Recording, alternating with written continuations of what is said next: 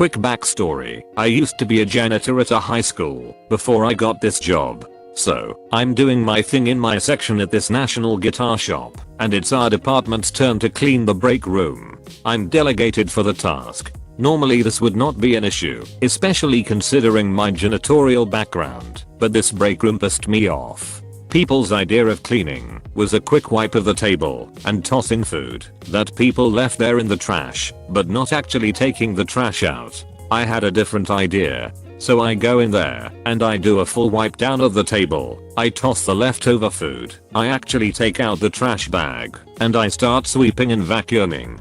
By the time I start going into the fridge, I get a call. Manager, Eric, where are you? Me, I'm cleaning the break room. Manager, it's been 15 minutes. Me, I know. My manager walks in and I swear to God these words will stick with me for the rest of my life. Manager, what have you done? You might think this isn't malicious, but because I knew a lot, not all, of the other workers were lazy, I ended up setting the bar for making the break room even habitable, and they were irritated that after that they had to adhere to that standard. So I work at a certain coffee shop chain restaurant and today I was scheduled to work from 12 to 4. Now, I live right next door to my job, like literally my apartment complex is right next door, so I tend to leave for work just a little early out of convenience. Also, I have always been the type of worker to come in early because it stresses me out thinking about being late, so I give myself enough time to get to work a little bit early just in case. Well, I guess I've been doing it wrong. Fast forward to today, like I said, I'm scheduled from 12 to 4, so I come in around 11:55 because I left a little early and didn't think much of it. Plus it was raining, so even though I live next door, I wanted to give myself time to dry off my umbrella before I began my shift. No biggie, right? Well, apparently it was. So about halfway into my shift, my manager is on her computer and she calls me over. She points to the computer and says, if I schedule you to come in at 12, come in at 12. Now, I'm a bit confused because I was here at 12, right? So I go, I'm sorry, I'm a little confused. I wasn't late, I promise. I'm sorry if I clocked in a little late. I thought I came in at 12. My manager, no, you clocked in at 11:55. Come in before I schedule you.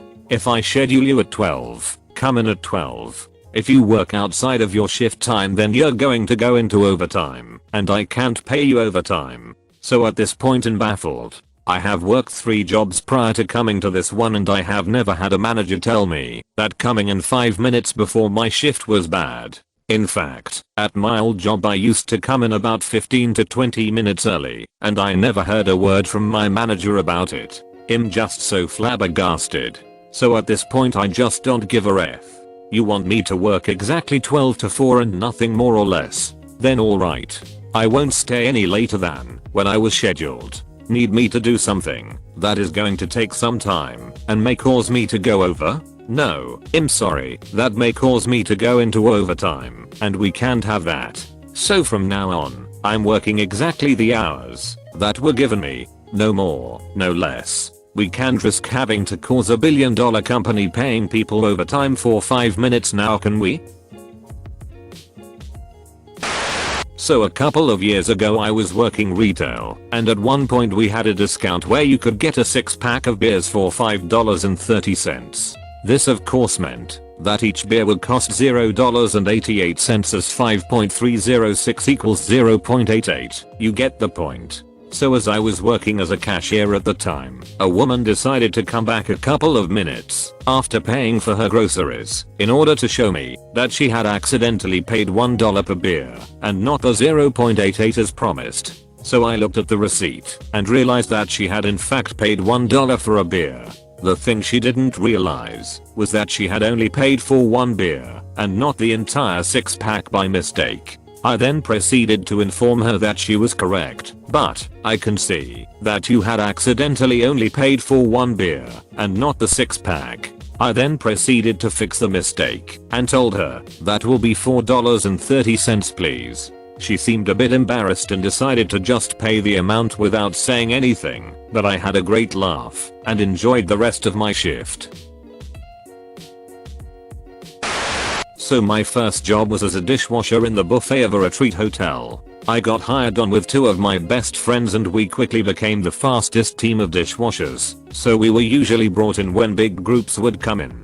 I always ran the front with the sprayer and pushed the dishes into the machine, and my buddy worked the back end taking them out and loading them into the plate stacker. The way that the instructions read was that you were supposed to rinse off every bit of food before loading them into the machine, but we all thought it was a waste of water since you could simply let the machine catch it in the solids traps and empty them more often.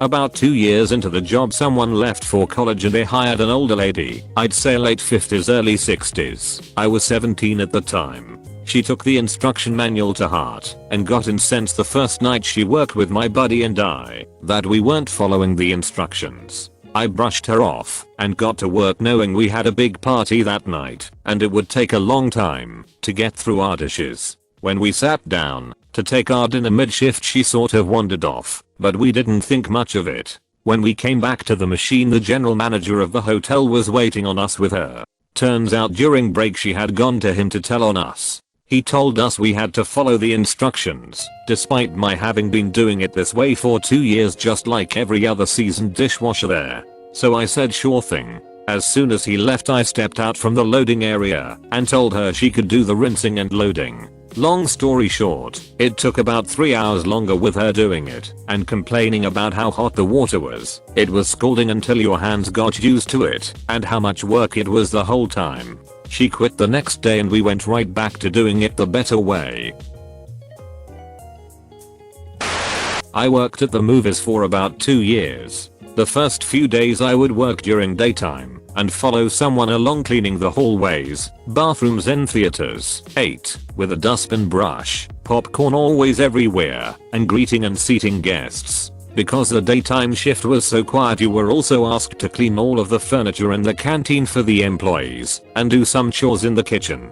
The manager was quite strict and gave us a list with chores, maximum time we could spend on a chore and she would inspect afterwards. The employee who was supposed to teach me was working there for quite some years and the manager asked him to give her advice on whether she should hire me or not after the first few days. This all sounds quite okay with me, and I start my first day. The employee gives me a tour of the building, including the secret smoking room far away from the canteen and manager office, where he liked to spend his time waiting for the shift to end. He then stayed there and told to do all the chores or otherwise he would tell the manager I'm not a good worker and she shouldn't hire me. Since he was working there for a long time I didn't think the manager would take me serious if I would go to her about it, so I decided to F with him otherwise. Turns out the regular staff always did their chores with a lot of breaks and easy going, making sure management wouldn't cut their time for it.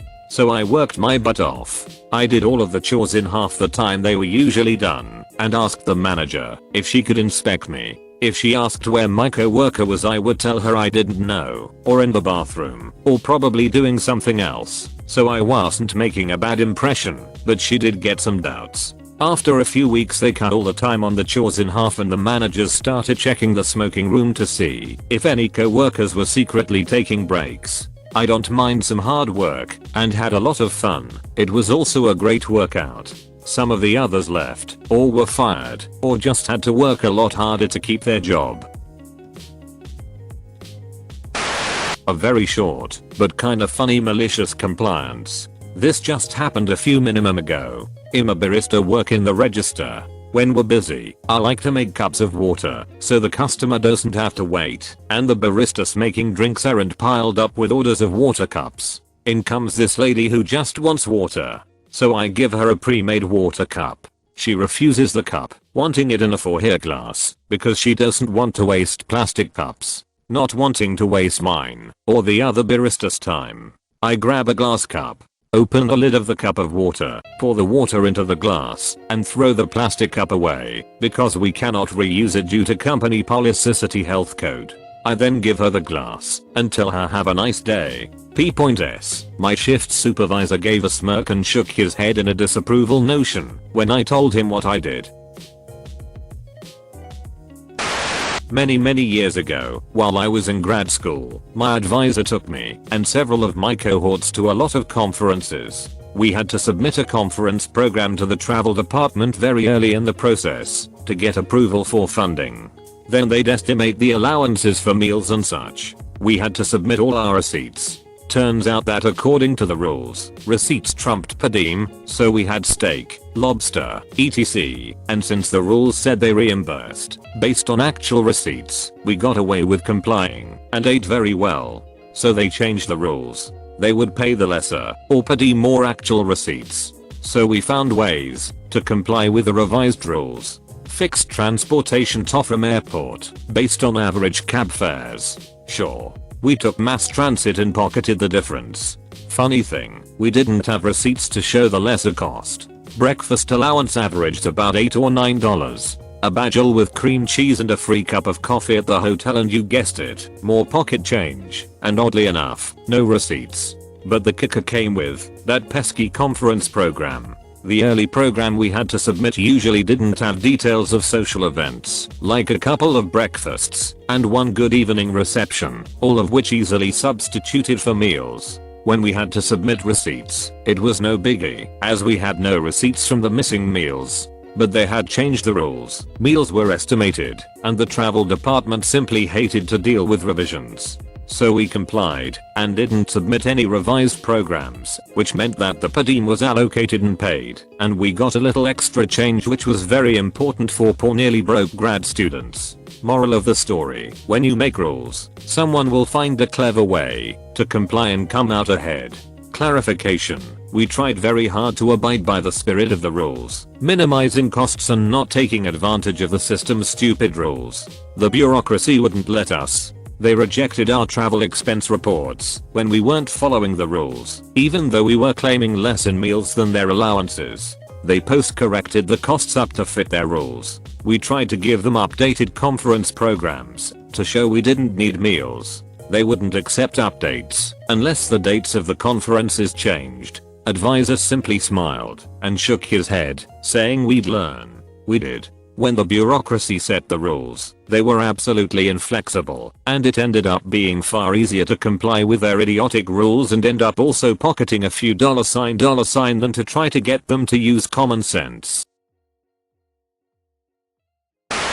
Thank you for watching. Slap that like button and comment your opinion on these stories below. I'm waiting. Write that comment. Seriously. Have you written it yet? If you don't comment, you make a bunny cry somewhere. You're not that kind of person, I know. Anyways, peace out, and catch you tomorrow.